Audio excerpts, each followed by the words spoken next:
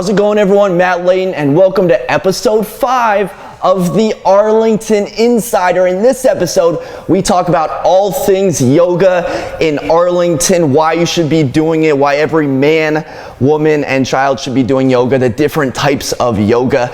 I am definitely a beginner. That's why I brought in an expert, Allison. We're in Tranquil Space Arlington, Virginia Square. Allison, why don't you introduce yourself and tell the people a little bit about who you are, what you do.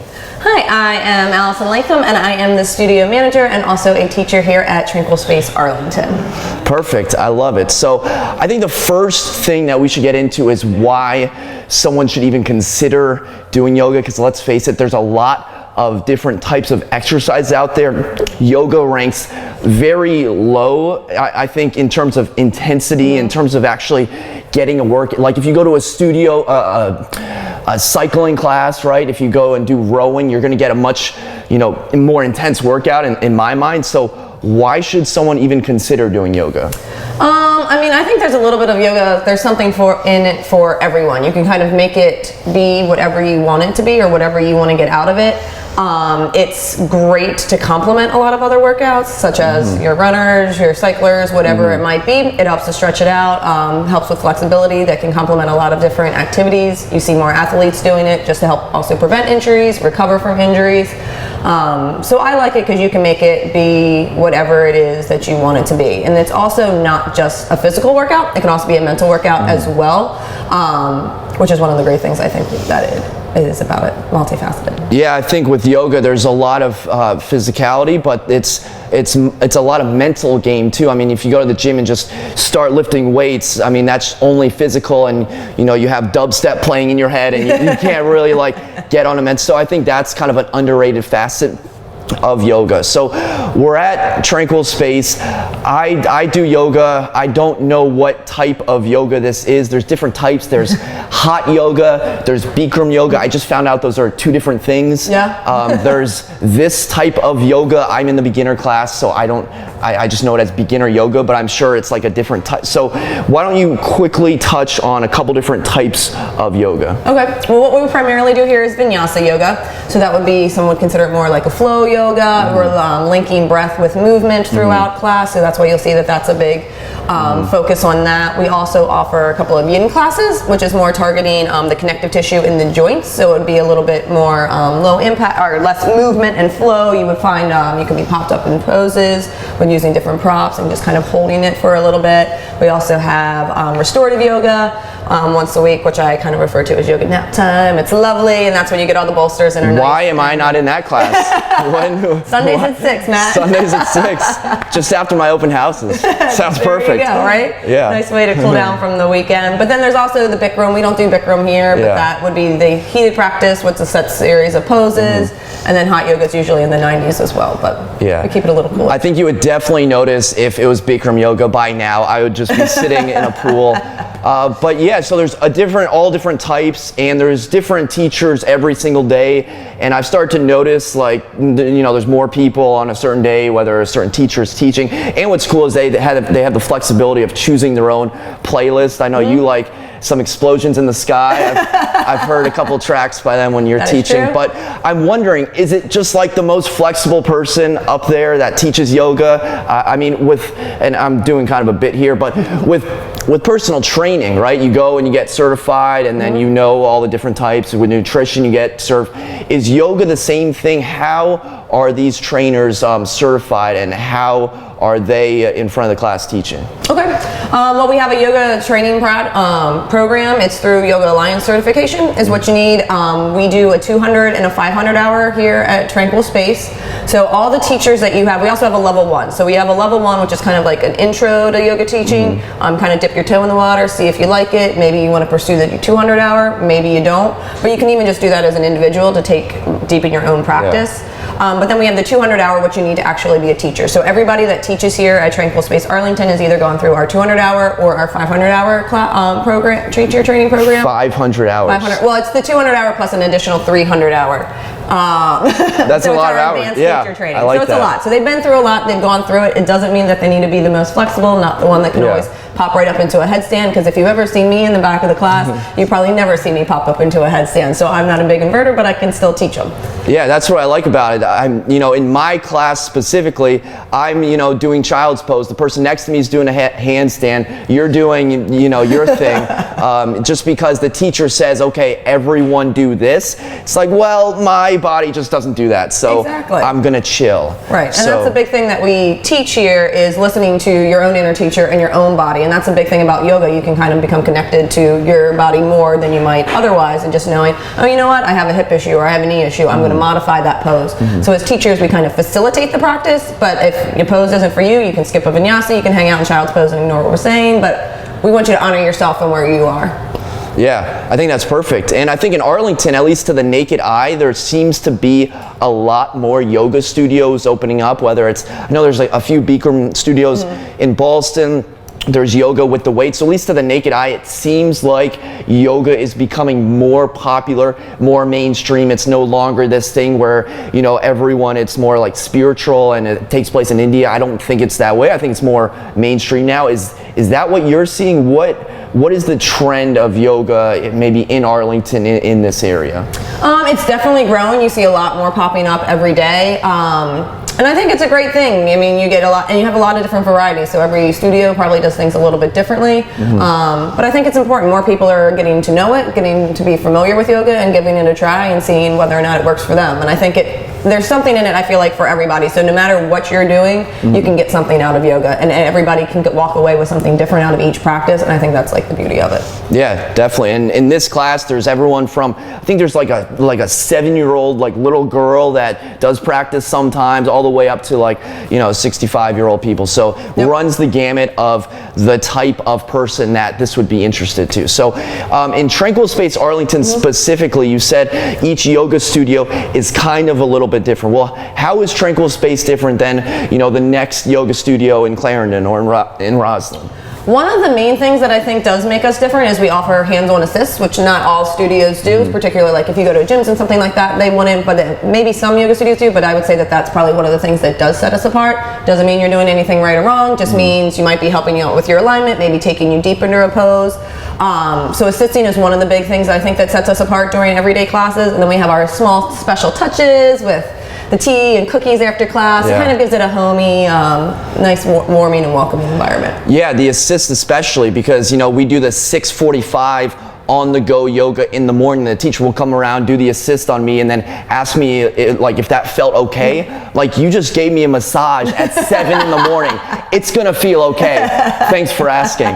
So I like the assist. To me, that's good. Well, how should someone go about choosing a yoga studio? Because this works for me just because it was a recommendation, and I am walking distance away. But for some other people, you might see the sign outside. Maybe you have a free class that gets people in the door. Sometimes it's a little intimidating just to walk into a class just cold. So how should someone go about deciding what yoga studio works for them? I mean, there's a lot around here. I mean, we have a new student special, which is great to help people come in and try different teachers. It's $49 unlimited for your first month, and so you can come in, you can try all our different teachers, our different class styles, find one that works for you. Different studios might have other things too, so that you can come in and just sort of give it a try. So, I mean, it's nice to just see kind of like what speaks to you. And I know it can be pretty intimidating to walk into a brand new yoga studio, especially for people that are new to yoga and don't really know what they're getting yourself into.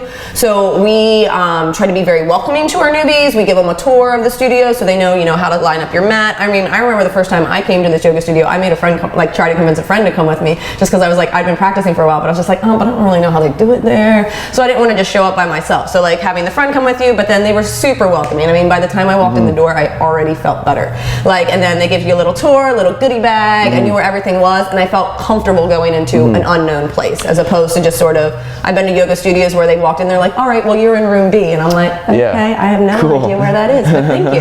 I'll go find it. So we do what we can to lessen those fears of walking in. Yeah, so it sounds like you had been doing yoga beforehand and then found the studio. Me, I had never done, I may have done one class 4 years ago, so to me that doesn't count. So I think it attracts different levels of students. So what sort of programs do you offer to accommodate those different levels?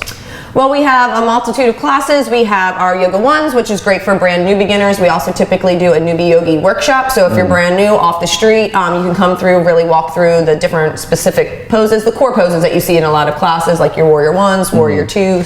That'll help you with alignment. Yoga 1 would be a little bit more slower pace, more focused on alignment and working you through. Then we have our On the Go classes, which we had this morning. And those are all levels classes. The same with our Open Flow classes. The difference would be On the Go is 60 minutes, Open Flow is 75 minutes. But they're all levels classes. So as you see, teachers give you options to take it up a notch, down a notch, depending on what you're feeling. Plenty of modifications. And then we have our Yoga 2, which would be our more advanced practice. More with jumping forward, jumping back, maybe throwing in some more inversions and things like that, as well as our specialty classes as well.